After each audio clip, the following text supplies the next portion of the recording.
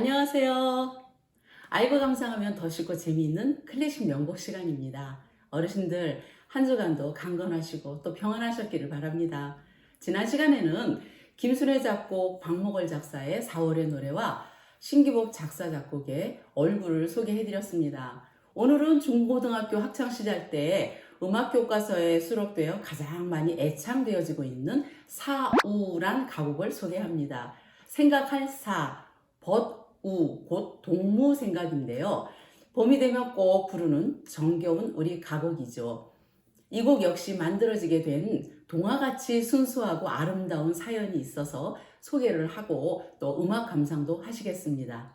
때는 지금으로부터 100년 전인 1922년 일제강점기 시대 때의 이야기입니다. 순수한 감성을 문학과 음악으로 표현하며 나라의 앞날을 깊이 고심하는 두 예술가 청년이 있었습니다. 한 청년은 음악을 전공하여 가을밤, 오빠생각, 동무생각 등 우리나라 최초의 가곡과 동요를 많이 작곡하여 유산으로 남긴 박태준 선생이고요. 또 한 청년은 가곡파, 성불사, 봄처녀 등 주옥 같은 시를 쓰신 문학가이자 시조 시인인 노산 이은상 선생이었습니다. 두 사람은 마산 창신학교에서 음악교사와 국어교사로 만났는데요. 이 창신 중고등학교는 이은상 선생의 아버지가 설립하신 학교랍니다.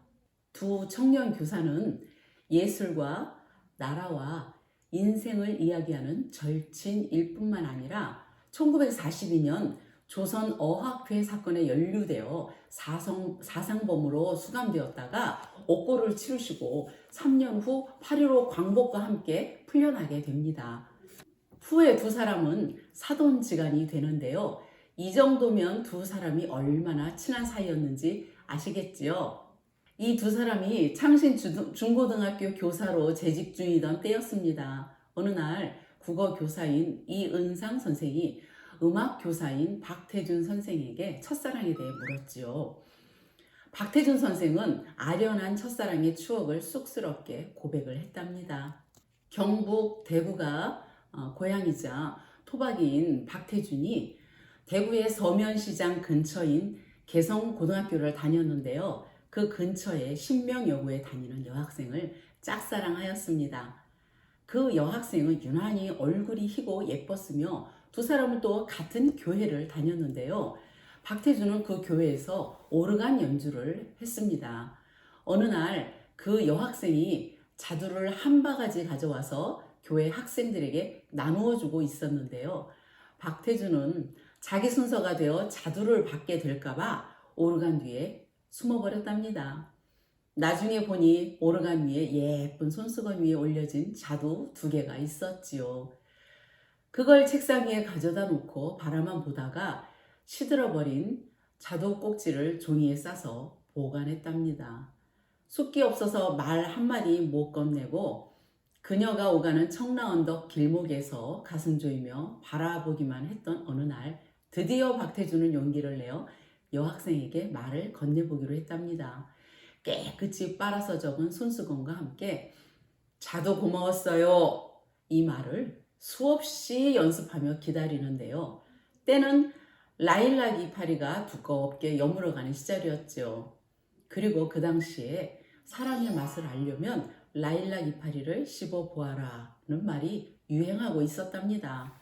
마침 옆에 있던 연한 라일락의 이파리를 뜯어 씹어 보았는데요. 아하, 그 맛은 형용할 수 없는 아주 지독한 맛이랍니다. 삼킬 수도 뱉을 수도 없는 난처한 지경인데 때마침 그 여학생이 눈앞에 보이기 시작했지요. 당황한 박태준은 얼굴이 벌개지고 정신이 아득해지기 시작했습니다. 그리고 그만 이렇게 말해버렸습니다. 라일락 고마웠어요. 골백 번도 넘게 연습한 자두 고마웠어요는 어디로 가고 그 여학생은 빙그레 웃으며 손수건을 받았지요. 나중에 그 여학생은 일본으로 유학을 떠났고 박태준의 풋사랑은 그렇게 가슴속에 남겨졌지요. 이 고백을 들은 이은상 선생이 그 자리에서 즉흥시를 쓰고 박태준 선생이 곡을 붙여 오늘날까지 불려지게 되었답니다. 순수하고 때묻지 않은 사춘기 소년의 첫사랑이 고스란히 담겨있는 이 노래는 1922년에 지어졌고 1절부터 4절까지 가사에 봄, 여름, 가을, 겨울 4계절을 노래하며 친구를 그리워하는 애잔한 마음이 잘 나타나 있습니다. 어렵지 않은 단순한 형식의 선율과 정감 어린 가사로 인해 발표되자마자 전 국민이 사랑하고 많이 불렀지요. 당시엔 일제의 민족 말살 정책 때문에 가사에 대한 심의가 엄격한 때였지요. 더욱 국민들의 사랑을 많이 받은 대한민국 최초의 가곡이 되었답니다. 동무생각의 배경이 된 대구 동산동의 푸른 담쟁이로 뒤덮인 옛 선교사의 고택과 여학생이 교회 가는 길목에 있던 좁고 긴 90개의 청라 언덕으로 올라가는 계단 입구엔 청라 언덕에 글 비석이 세워져 있습니다. 1절 가사의 내용을 살펴보면요. 거기에서 나오는 청라 언덕은 파란 담쟁이란 뜻입니다. 푸를 청에 담쟁이라 자를 써서 청라 언덕이라고 표현을 했고요. 백합필적에는 당연히 여학생을 뜻하겠지요. 흰 나리꽃은 백합의 순 우리나라 말입니다. 네가 내게 와서 피어날 적에는 여기서 피어나다는 것은 생각나고 마음속에 그리워함을 표현을 합니다. 2절 가사에서는 여름을 배경으로 하지요. 박태준에게는 형이 한 분이 있었는데요. 일본 유학 중에 폐결핵이 걸려 돌아와 24살에 요절을 했습니다. 2절 가사에 나오는 멀리 파도 속으로 백합 같은 소녀의 하얀 얼굴과 저녁 조수처럼 떠난 흰새 같은 형의 얼굴이 썰물처럼 밀려왔다가 사라집니다. 이 곡은 처음에 4분의 4박자로 시작되어 8분의 9박자로 마치고 4계절을 가사로 담았습니다. 대구가 낳은 작곡가 박태준 선생은 우리나라 합창의 선구자이시며 연세대학교 음악대학의 초대 학장을 지내셨고 150여 편의 곡을 남기셨습니다. 자, 그럼 음악 감상을 하시면서 어르신들의 풋풋했던 시절과 첫사랑의 추억도 회상하시면서 감상하시면 어떠실까요? 소프라노 김정자 교수님과 테너 임웅균 교수님의 듀엣으로 감상하시겠습니다. 편안한 시간 되십시오.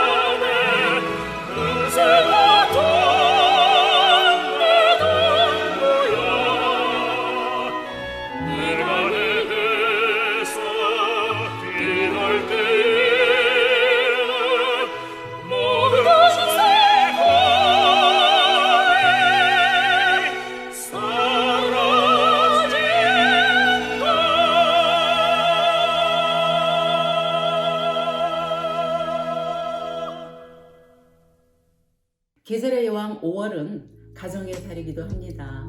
어르신들 사랑하는 가족과 함께 늘 건강하시고 저는 다음 시간에 재미있고 유익한 내용으로 또 찾아뵙겠습니다. 감사합니다.